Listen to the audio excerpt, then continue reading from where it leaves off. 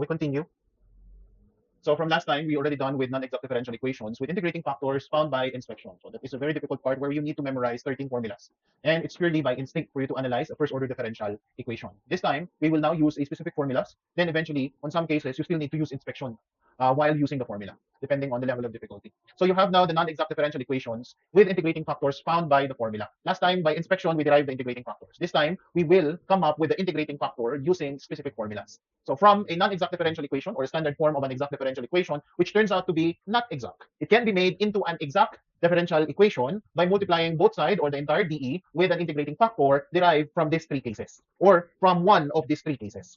First one, case one, if the difference of the derivative of function m from the standard form through y minus derivative of function n through x all over the function n itself is equal to the function x. Noting that this function x is purely a function of x alone or just a constant. Therefore, we can solve for the integrating factor as e raised to the integral of the derived function x dx from this formula. Pero kung may kasama siyang variable y, other functions or other variable than x, obviously hindi applicable yung case A for us to solve the integrating factor. If that's the case, you move on to the next case. Case 2 or case B is that if the difference of the derivative of m through y minus derivative of n through x all over the function n is equal to g function of y, where the function is y alone or constant, we can then solve for the integrating factor as e raised to negative integral of g of y dy. And of course, as I've said, if it turns out to be a function that is y alone or constant, we proceed into using this integrating factor. If not, obviously, kung may kasama siyang x or other variables, obviously, you proceed with the third case. That is, if now the given derivative or the given differential equation at first order turns out to be homogeneous. That's just mu or the integrating factor equal now to 1 over the function m times x plus function n times y. Okay? Kung homogeneous, but most likely, hindi na siya homogeneous. And bakit ka pa magde-derive ng integrating factor kung homogeneous naman na siya? Just use the homogeneous solution method. Okay? Now, again, kung pure function of x or pure function of y. So we derive the integrating factor. Then, after coming up with the integrating factor, we then multiply that back to the original differential equation.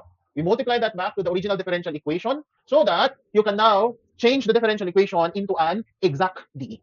Okay? Para maging exact na siya. Now, once the dE or once the differential equation becomes exact, syempre, check mo ulit kung exact or non-exact. Kung exact na siya, you can now proceed into doing the same solution on the exact differential equation. So again, by substituting the integrating factor to this, you can now perform exact solution. Nasusundan. Nasusundan po. Okay, so if we have, for this example, if you have x squared plus y squared dx plus x parenthesis x minus 2y. Let's check first if the given dE is exact or non-exact. Again, distribute ko na lang muna. X squared plus y squared plus 1 dx plus x squared minus 2xy dy equal to 0. Now, again, to check if it is exact or non-exact, we evaluate the function m and function n. Okay, so this is function m, and this is again your function n. How do we check if it is exact? By introducing a derivative operation with respect to y for function m and a derivative operation with respect to x for function n. Now, we come up with the derivative of function m with respect to y and check if it is equal to this. So again, what's the derivative of x squared plus y squared plus 1?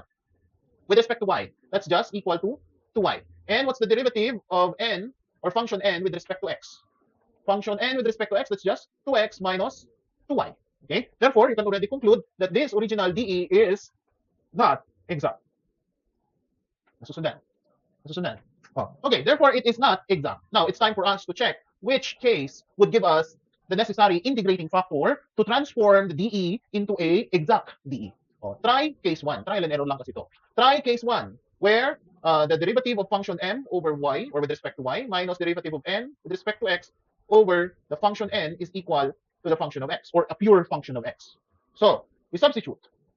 Derivative of m with respect to y is 2y minus derivative of n with respect to x. 2x plus 2y. Distribute mo na yung negative sign. Yes? All over the function n itself, which was x squared minus 2xy. Okay? We can factor 2 from this one. Yes? Can we factor 2? Or factor negative 2. Factor natin yung negative 2. This will be x minus 2y. Tama ba? Tama ba? Kasi 4y to eh, no? Extract mo yung negative 2, that will be negative 2y. All over the denominator, we can extract x, and that will be x minus also 2y. We can cancel. Therefore, the function of x is simply negative 2 is to x. Oh, the function of x is already in a function that is purely x alone. Okay? Do we need to proceed into checking case 2 and case 3? No need. Just stop at case 1. Kasi tama na yan. So therefore, my integrating factor is just e raised to the integral of f of x dx.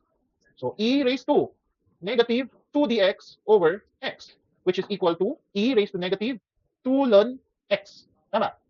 Which is now what? 1 over x squared. Tama ba?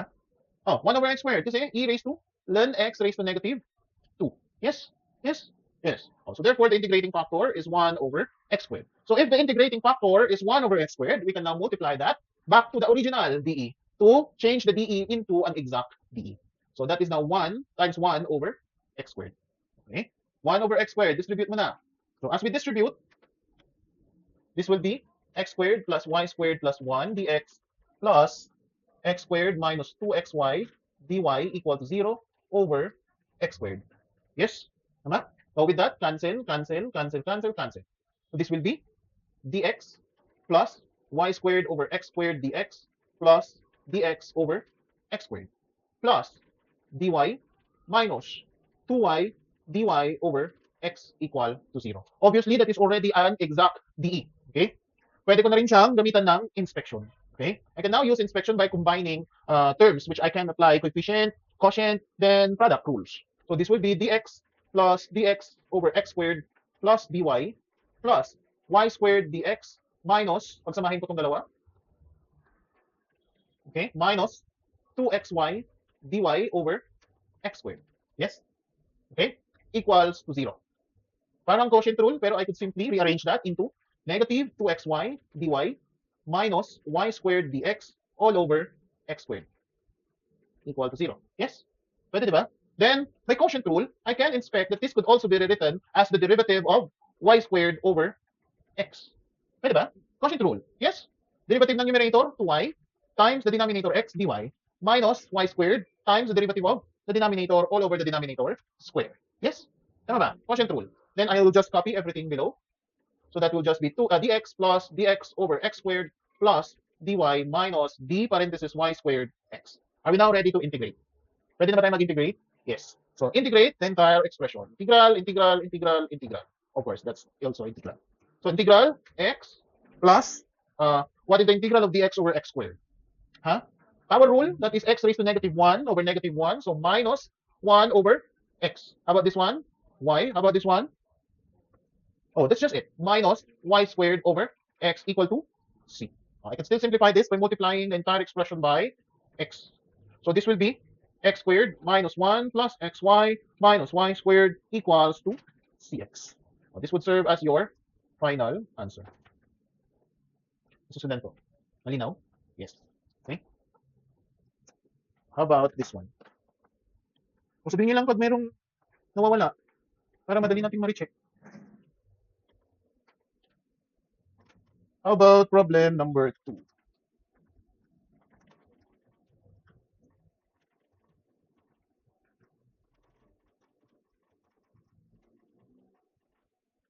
How about this one? How about problem number 2?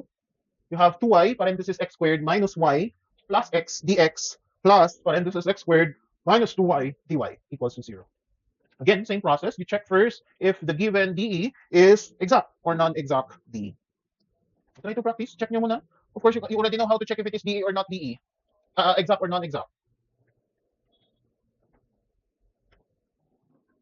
We distribute it first. 2x squared y minus 2y squared plus 2xy dx plus x squared minus 2y dy equals to 0. Then we identify your function m and function x.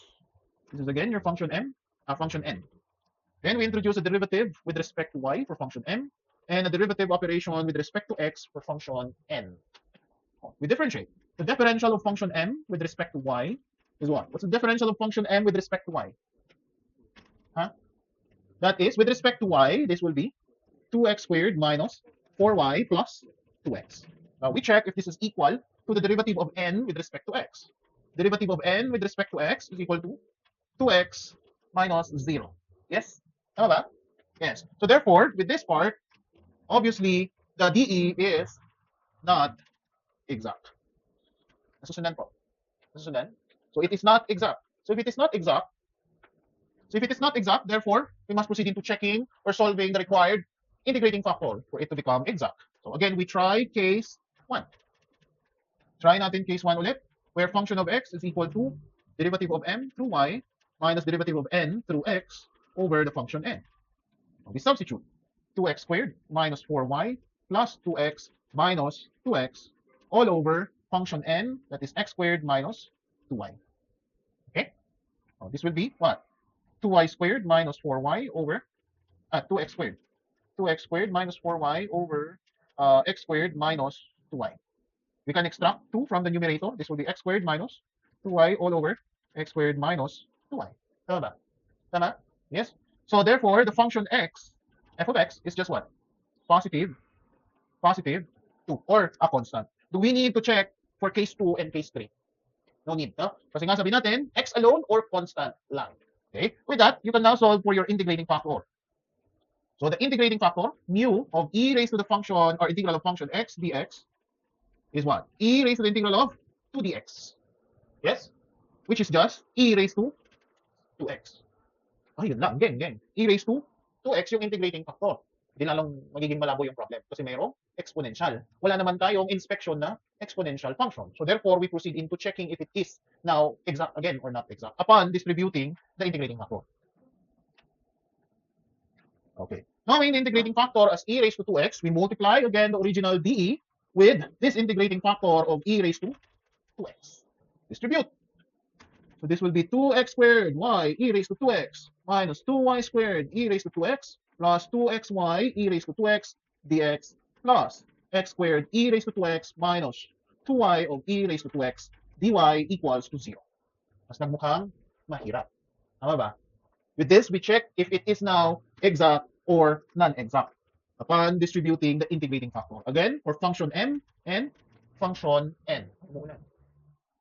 Derivative of function m with respect to y. What's the derivative of function m with respect to y? What's the derivative of function m with respect to y? 2x squared e raised to 2x minus 4y e raised to 2x plus 2x e raised to 2x. Is this equal to the derivative of function n with respect to x? Product rule, yes. That will just be 2x squared e raised to 2x plus 2x e raised to 2x minus 4y e raised to 2x. Is this now an exact dE? Exact na ba? Mukha na ba siyang exact? Yes. So therefore, we now have an exact dE. So having an exact dE, this time we can now proceed into doing what? Exact dE solution. Remember pa natin yun? Function f, integrate, differentiate, temporary arbitrary constant t, etc., etc. Yes? We start by choosing what function? The derivative of f with respect to x equal to function m. Cross multiply, df is equal to function m dx. So substitute yung function m. That is just 2x squared y e raised to 2x minus 2y squared e raised to 2x plus 2xy e raised to 2x times dx. Then we integrate. Haba. Okay? Now we integrate. Integral of df, f. Simplify ko na lang muna to. Integral of first term, second term, and third term. Extract lang natin yung unnecessary sa x. So that is just 2y integral of x squared e raised to 2x dx minus 2y squared integral of e raised to 2x dx plus 2y integral of x e raised to 2x dx. Can we integrate each of the terms? How are you going to integrate the first term? Huh? How are you going to integrate the first term? Hala. How? Ano? By parts. The second term, exponential. The third term, by parts ulit. Alam pa natin mag-by parts? Alam pa mag-by parts? Oh. The first term, with 2y, integral of x squared e raised to 2x dx. By parts. What is the term to differentiate and the term to integrate? X squared and e raised to 2x. 2x, 2, 0. E raised to 2x over 2. E raised to 2x over 4, e raised to 2x over 8. Multiply, multiply, multiply, plus, minus, plus. Yes? The second term, negative 2y squared, integral of e raised to 2x dx. This would just be equal to what? What's the integral of e raised to 2x? E raised to 2x over 2, then cancel. So y squared e raised to 2x. The third term, plus 2y integral of x e raised to 2x dx. Again, by parts. So the differentiate, integrate. So that is just x, e raised to 2x, 1, 0, 2x over 2, then 2x over 4. Multiply, multiply, plus, minus. Then we copy everything below. So this will be f equal to 2y, parenthesis, that's just x squared e raised to 2x over 2 minus cancel cancel x e raised to 2x over 2 plus cancel cancel e raised to 2x over 4. Tama ba? Bring down minus y squared e raised to 2x. Do not forget plus 2y. Then x e raised to 2x over 2 minus e raised to 2x over 4. Yes? If we distribute this on the first term, you can cancel 2. Distribute this on the second term, we can cancel the second term together with this. Yes? Distribute 2y to the third term, we can cancel this with this last term. So wala na to. Yes? Nga pala, plus the temporary arbitrary constant y. Okay? So, ano na lang natitira? That's just x squared y e raised to 2x minus y squared e raised to 2x plus the temporary arbitrary constant. Okay? Now what's next? We derive the derivative of f with respect to nakatapos lang natin with respect to y para naman dun sa function n. So introduce the derivative operation of d over dy. Derivative of f with respect to y. What's the derivative of this with respect to y? X squared e raised to 2x minus 2y e raised to 2x plus dt over dy. But df over dy is the function n, which was x squared e raised to 2x minus 2y e raised to 2x from the original exact dE. So we can cancel, leaving us with 0 equal to dt over dy. Integrate. Therefore, t is just 0. So basically, the general solution is just the function f equal to the arbitrary constant, which is x squared y e raised to 2x minus y squared e raised to 2x equal or plus 0 equal to c, or the arbitrary constant. So this will serve as your final answer. Ay, ang haba. Yes? Yes? Uy, buhay ka pa? Kaya pa? Basic lang yan. Wala pa tayo sa substitution. Wala pa tayo sa Laplace transformation. Wala pa nga yung engineering talaga na application. We still have DE in engineering application. Actually, already did this. Yung dynamics nyo, may defect na yun. Yung particle kinematics at saka kinetics. Tapos pagsamahin mo pa yun sa rigid body. Ang saya. Promise. Yung rectangular, magiging curvilinear, tapos magiging cylindrical. Then polar coordinate system. Nasundan? O, question po. Question? Sure ka pa ba? So, sorry.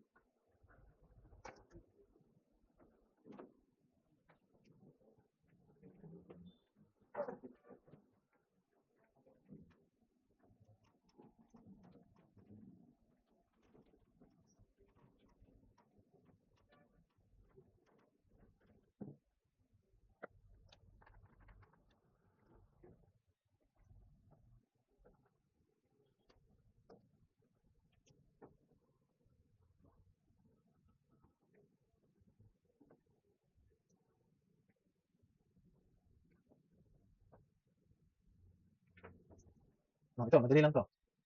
How about number 3? How about number 3? For number 3, y parenthesis 2x minus y plus 1 dx plus x parenthesis 3x minus 4y plus 3 dy equals to 0. Again, first is for you to simplify and check if it is exact or non-exact. Then perform case 1, case 2, or case 3, whichever is applicable that satisfies the condition. We distribute 2xy minus y squared plus y dx plus 3x squared minus 4xy plus 3x dy equals 0. Again, you check your function m and function n if it is in exact or non-exact DE. Derivative through y, derivative through x. The differential of function m with respect to y. Differential of function m with respect to y, that is 2x minus 2y plus 1. Is it equal with dn with respect to x? That is 6x minus 4y plus 3. Obviously, this is not exact. Oh my. Not exact. Susundan. Okay? We check case 1 or case 2 or case 3. Obviously, hindi rin naman siya homogeneous. It's not homogeneous. How do we tell again if it is homogeneous? Huh? How do we tell? Paano? Uy, pakatapos lang natin yun ng prelim. Yes? If the degree or the sum of the degree of each term is or are the same. Okay? If each term has the same sum of degrees, that is a homogeneous DE. It is not exact and not even homogeneous. We try either case 1 or case 2. Let me try this time case 2 na lang. Let's try case 2, where g of y is equal to derivative of m with respect to y minus n with respect to x over m. Okay? So that will be the differential 2x minus 2y plus 1 minus 6x plus 4y minus 3. Distribute nyo na yung negative sign, ha? All over the function m, 2xy minus y squared plus y. We simplify. So this will be negative 4x plus 2y minus 2 all over 2xy minus y squared plus y. Ano gawin natin? We can extract negative 2 from the numerator. Negative 2, this will be 2x minus y plus 1. Then the denominator, we can extract what? Y. So this will be 2x minus y plus 1 also. With that, we can cancel, leaving us with g of y equal now to negative 2 over y. It's a pure function of y alone. So applicable yung case 2. We can now derive the integrating factor. Mu e raised to negative. Do not forget the negative integral gy dy. So this will be e raised to the integral of 2 dy over y. Positive na. Yes? May negative kasi doon. Negative times negative, positive. Okay. So this will be e raised to 2 ln y or just y squared. Yes. Nasusundan yung y squared. Nasusundan? Uy. Sigurado ha? With that integrating factor, we can now multiply this integrating factor to your original dE times y squared. Nasusundan. We distribute times y squared all throughout the given dE. So this will be 2xy cubed minus y4 plus y cubed dx plus 3x squared y squared minus 4xy cubed plus 3xy squared dy equals to 0. Okay? You can apply inspection again kung mayroon kang makikitang inspection dyan. I think meron. Then, check mo na lang ulit kung exact. Then apply exact solution. Nasusundan. We check kung exact na ito. This will be your new function of n and your function of n. We perform differential again with respect to y and with respect to x. dm over dy is equal to 6xy squared minus 4y cubed plus 3y squared. Yes? Then the differential of n with respect to x. That is 6xy squared minus 4y cubed plus 3y squared. Is this now an exact dE? Exact na ba? Yes. This is now an exact dE. We perform exact dE solution. Differential of f with respect to x is equal to function m. So df is equal to 2xy cubed minus y to the fourth plus y cubed derivative x. Then we integrate the entire expression with respect to x. What's the integral of the three terms with respect to x? With respect to x, this is integral, that is x squared y cubed. Tama ba? Cancel yan, di ba? Then the next one, minus xy to the fourth plus xy cubed plus the temporary arbitrary constant through y. Then we introduce a derivative operation so that you can have the function f through y with respect to function n. So derivative of f with respect to y is equal to, with respect to y, that will be 3x squared y squared minus 4xy cubed plus 3xy squared plus dt over dy. And remember again that df over dy is just the function of n, which was 3x squared y squared minus 4xy cubed plus 3xy squared. Oh, cancel, cancel, cancel, cancel, cancel, cancel. Same ulit, 0 equal to dt over dy. Integrate, integrate, such that t is equal to 0. This is equal to 0. Therefore, our general solution would now be x squared y cubed minus xy to the fourth plus xy cubed plus 0 equal to the arbitrary constants. This would serve as your final answer. Susundan. Susundan? Basic, di ba? Ang dali lang, oh. Parang alam tayo naglalaro, oh. For your practice problem, you have here problem 4.